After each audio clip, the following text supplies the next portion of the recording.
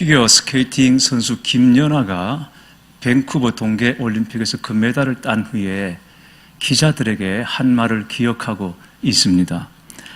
아직도 믿기지 않아요. 내게도 이런 날이 왔다는 것이 실감나지 않아요. 얼굴에 눈물과 웃음이 뒤섞인 김연아 선수가 말한 이런 날은 삶의 목표와 소망이 이루어진 날이었습니다. 김연아 선수는 자신의 모든 시간을 이런 날에 주파수를 맞추고 스스로를 절제하며 훈련을 거듭하였기에 영광의 자리에 설 수 있었던 것이 아니겠습니까? 우리 그리스도인 역시 이런 날에 삶의 주파수를 맞추고 살아야 하는 존재임을 아셔야 합니다.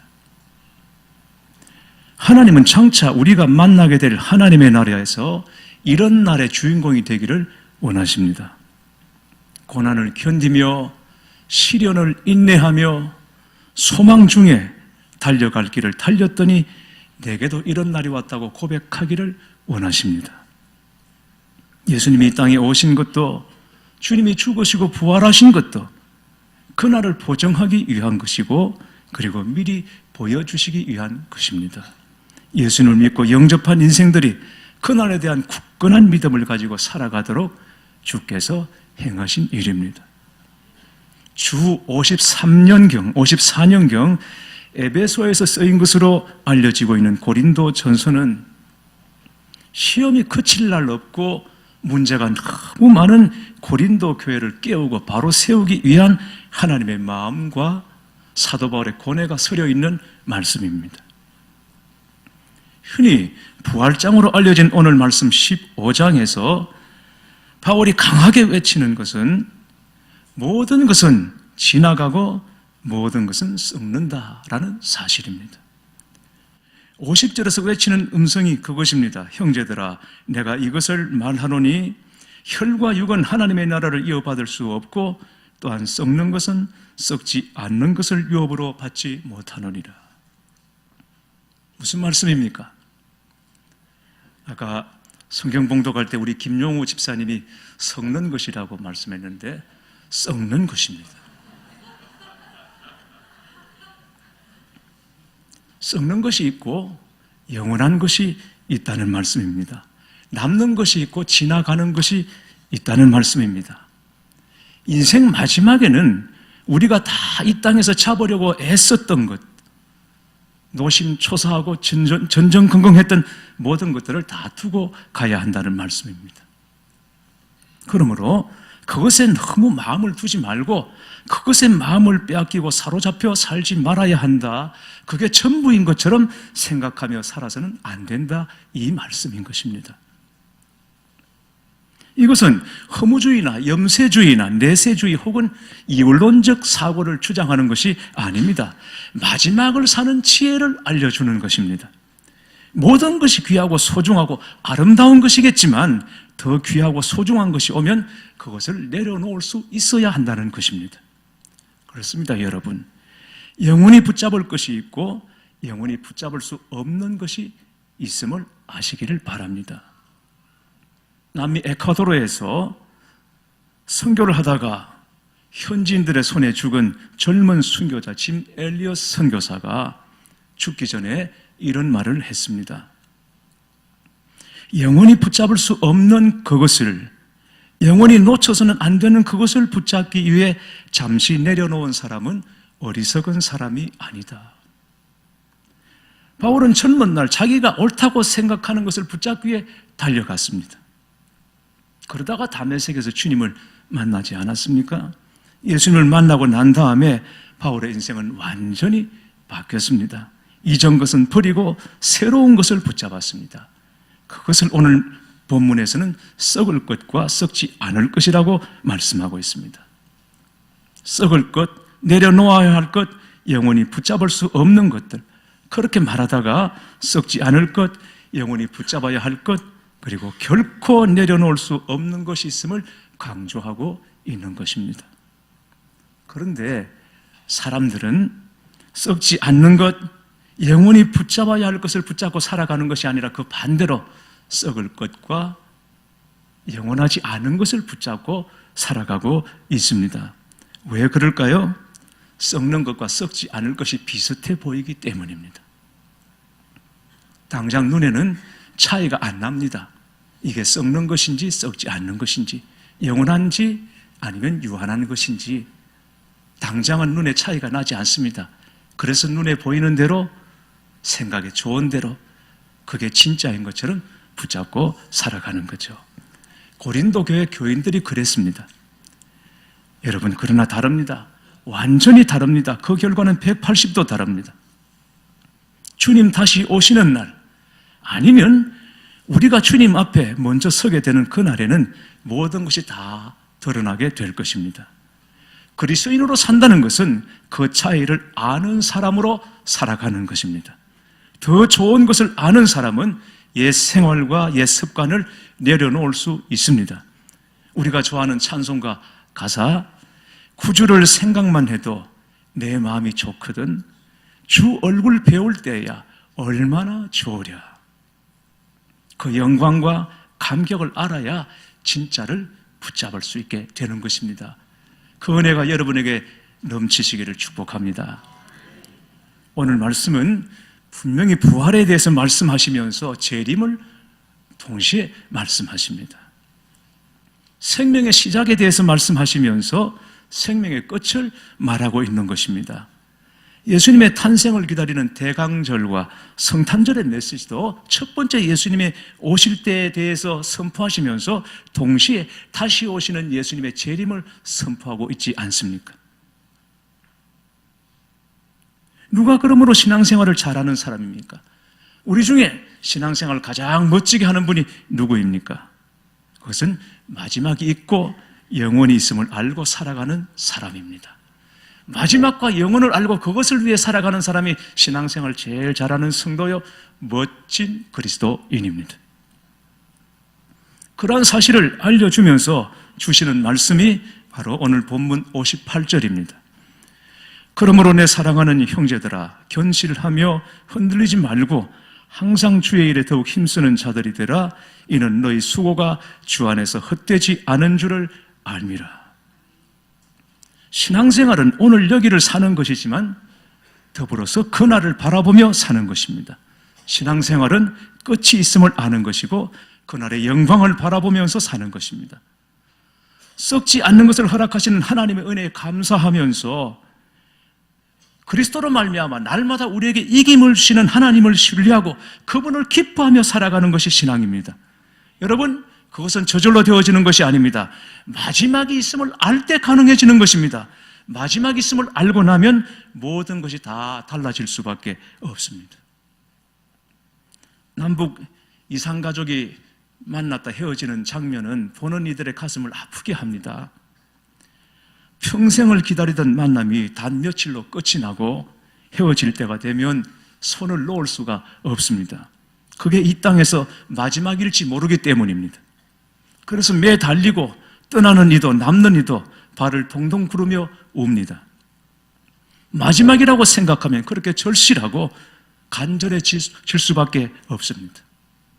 그러나 늘 함께 있다 보면 가족끼리도 싸우고 미워하고 원망하고 삽니다. 아마 지금이 박해시대, 핍박의 시대라면 우리가 주일에 교회에서 만나는 교인들이 서로 끌어안고 문안에 입맞춤을 하면서 난리도 아닐 것입니다. 주일 오늘 여기서 이렇게 만날 수 있는 것이 기적이다. 예수 믿는 것 때문에 죽고 잡혀가고 매맞고 그런 시대에 이렇게 우리가 다시 만날 수 있다는 것이 복이고 은혜인 것을 알고 서로 끌어안고 축복할 수밖에 없을 것입니다. 그러나 지금은 그런 시대가 아니다 보니까 성도들이 주일에 서로 만나도 그저 소닭 보듯 대합니다. 우리에게 마지막이 있다는 것을 실감하지 못하기 때문입니다. 금년 한 해도 우리와 함께 주님을 섬기다가 먼저 하나님의 나라로 가신 우리 믿음의 가족들이 있습니다. 생각해보면 마지막은 모든 사람들에게 다 별안간 찾아오는 것입니다. 예고된 마지막이라 할지라도 맞이하는 당사자들과 주변 사람들에게는 언제나 벼랑간 찾아오는 것입니다. 마지막이 그렇게 급하게 다가올 줄은 모르는 것입니다. 올해 제 막내 동생을 먼저 보냈습니다만 병원에서 알려준 시한을 넘어가고 있었음에도 불구하고 저는 마지막이 오기 전에 해야 할 말과 마지막이 오기 전에 해야 할 일을 미루고 있었습니다. 그러다가 벼랑간 마지막을 맞게 된 것입니다. 마산의 어느 교회 목사님 이야기가 우리 제자훈련 교재에 나옵니다. 부목사로 섬긴 지 5년째 되던 해에 담임 목회를 나가기로 결정하고 기도하기 시작했습니다. 그러던 어느 날 손등에 부스럼이 생긴 것을 발견했습니다. 종합병원에 가서 정밀 검사를 받아보니 피부암이었습니다. 그래서 담임 목회는커녕 부목사직도 내려놓고 항암 치료를 받게 된 것입니다. 그렇게 치료를 받던 어느 날 충북 음성에 있는 교회에서 주일 예배 설교를 해달라는 부탁을 받았습니다. 그 교회를 담임하던 목사님이 미국으로 유학을 떠나면서 후임자로 친구인 이 목사님을 추천한 것입니다. 그 교회 교인들은 담임 목사가 추천한 목사가 온다고 해서 잔뜩 기대를 하고 있었습니다. 그러나 막상 주일이 되어 교회에 나타나는 목사의 모습을 보고는 크게 실망하지 않을 수가 없었습니다. 머리카락은 다 빠지고 뼈가 앙상한 암 환자였기 때문입니다. 설교 후에 교인들은 새로운 담임 목사를 청빙하기 위해 다시 위원회를 열었습니다. 그런데 어느 교인이 오늘 설교한 목사님을 담임으로 모시자는 의견을 냈습니다. 아니 어떻게 암 환자를 담임 목사로 모시냐고 다들 깜짝 놀랐지만 그 교인은 이렇게 말했습니다. 오늘 예배 때 저는 이전에 경험하지 못했던 은혜를 받았습니다. 목사님이 비록 암 환자이지만 우리가 한 주 설교를 듣고 장례를 치러드리더라도 우리 교회는 복받은 것이 아니겠습니까? 이 말을 듣고 교인들은 어느 누구도 할 것 없이 다 은혜를 받고는 인간적인 생각으로 판단한 자신들의 마음을 회개하고 말씀으로 다시 새로워지는 결단을 하게 된 것입니다. 결국 교회는 그 목사님을 담임으로 모시기로 결정하고 청빙서를 보냈습니다. 청빙서를 받아든 목사님은 암 환자인 자신에게 담임 목사 청빙서를 보내는 이런 교회가 있나 사모님과 울었습니다. 그리고는 사모님과 함께 기도원에 올라가 금식 기도를 시작했습니다.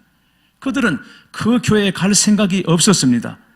자신들의 처지를 너무 잘 알고 있었기 때문입니다. 다만 그들은 암 환자인 자기를 담임 목사로 청빙하겠다는 교인들의 마음이 너무 고마워서 그 교회에 정말 훌륭한 목회자 보내달라고 기도하기 위하여 금식 기도원으로 올라간 것입니다. 그런데 그들이 금식하는 중에 하나님께서 큰 은혜를 베푸셨습니다. 이 목사님의 암이 치유되는 역사가 일어난 것입니다. 결국 목사님은 자신의 병이 치유된 것을 하나님의 계시로 알고 감사하는 마음으로 청빙을 받아들였다고 합니다. 그러면 도대체 이 목사님의 설교가 얼마나 은혜로웠기에 그 교회 교인이 단 한 번 설교를 듣고 암 환자인 이 목사를 담임 목사로 청빙할 수 있었겠습니까? 모르죠. 우리는 들어본 바가 없으니까. 그러나 이 목사님은 아마 그날의 설교가 자신의 마지막 설교가 될지도 모른다는 생각을 했을 것이고 그 설교에 모든 것을 걸었을 것입니다. 그렇다고 자기의 열심을 앞세웠다는 말이 아닙니다. 딱 한 번 남은 마지막 기회 이 설교에 어떻게 인간적인 생각이 들어갈 수 있으며 인간적인 계산 따위가 거기 들어갈 수 있겠습니까? 짧은 그 시간 안에 오직 복음 아니었겠습니까? 마지막이라는 바로 그 생각이 핵심이었던 것입니다. 여러분, 이것이 바로 종말론적인 자세입니다. 일할 시간이 많이 남았습니다. 예배 드릴 날이 이번 주 말고도 많습니다. 그러면 빠질 수도 있습니다. 그러나 이번이 마지막이라고 생각하면 그럴 수가 없습니다. 결코 대충 하지 못하게 되는 것입니다. 오늘이 마지막입니다. 오늘이 내 생의 마지막 드리는 예배입니다. 내게 주신 이 직분을 감당할 그날이 바로 오늘 마지막 날이라고 생각하면 사도 바울처럼 내가 그리스도 우리 주께 감사함은 나를 충성되이 여겨 내게 직분을 맡기심이니 이 생각 가지고 마지막까지 그 직분을 감당하게 되는 것이 아니겠습니까? 모든 기준이 내 쪽에 있는 것이 아니라 하나님 쪽에 있는 것입니다. 그러면 대충 할 수가 없는 것입니다. 우리는 주님이 언제 다시 오실지 모르고 어느 경점에 주님께서 우리를 부르실지도 모릅니다. 그러므로 오늘 내게 주어진 시간, 이 시간에 우리는 최선을 다해야 하고 주께 충성하는 자가 되어야 할 것입니다. 그것이 견실하며 흔들리지 않는 자세입니다. 천년만년 살 것처럼 살지 말고 언제나 할 수 있을 것처럼 그렇게 느슨하게 주의 일을 하지 말고 더욱 힘쓰는 여러분들이 되시기를 주님의 이름으로 축원합니다. 시간이 너무 빨리 지나가는 것 같죠? 신년 예배 엊그제 드렸는데 오늘이 송년주일입니다. 한 해 시작과 끝이 너무 빠릅니다. 나이가 들면 들수록 시간이 흐름이 점점 더 빨라진다고 말하지 않습니까? 50대는 시속 50km, 60대는 60km, 70대는 70km로 간다고 하지 않습니까? 그렇게 해서 한 해 시작한 지가 엊그제 같은데 오늘 이 한 해 마지막 송년 예배 우리가 모였습니다. 그런데 여러분, 우리가 분명히 알아야 할 것이 있습니다. 한 해 시작이 있고 한 해 마지막이 있다는 것은 우리 인생에도 시작이 있고 마지막이 있음을 가르쳐 주시는 하나님의 엄중한 계시입니다. 하루를 시작하고 하루를 마무리하고 한 주를 시작하고 한 주를 마무리하고 한 달을 시작하여 한 달을 마무리하고 한 해를 시작하고 한 해를 마무리하는 이 반복되는 이 일들을 통해서 하나님께서는 거듭거듭 우리 인생의 마지막이 있다는 것을 알려주고 계십니다. 엄중한 계시인 것입니다. 이게 기독교의 세계관입니다. 알파와 오메가입니다. 시작이 있고 끝이 있습니다. 마지막이 있다는 사실입니다. 아직은 아니라고 손사래를 치고 싶겠지만 언제나 누군가에게도 더 마지막 순간은 다 오게 되어 있습니다. 이 계절이 내 인생에서 마지막으로 보내는 계절이라면 여러분은 무엇을 하며 사시겠습니까? 인생의 마지막을 보내고 있던 사도 바울은 믿음의 아들 디모데에게 보내는 마지막 편지, 그의 생의 마지막에 기록한 편지 디모데 후서 4장에서 이렇게 외치고 있습니다. 너는 속히 내게로 오라. 데마는 이 세상을 사랑하여 나를 버리고 데살로니가로 갔고 그레스게는 갈라디아로 디도는 달마디아로 갔고 누가만 나와 함께 있느니라. 네가 올 때에 마가를 데리고 오라. 그가 나의 일에 유익하니라. 너는 겨울이 오기 전에 어서 오라. 사도 바울은 그때 로마 감옥에서 그의 인생 마지막을 보내고 있었습니다. 소아시아 유럽 온 땅을 누비고 다니며 교회를 세웠고 복음을 전하여 사람들을 주께로 인도했습니다. 사역 중에 많은 사람들이 그 주변에 몰려들었습니다.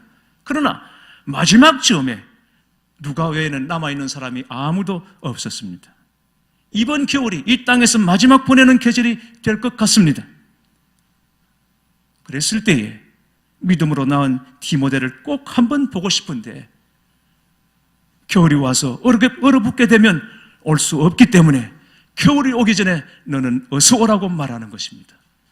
여러분, 이것이 바로 사도 바울이 승리한 비결입니다.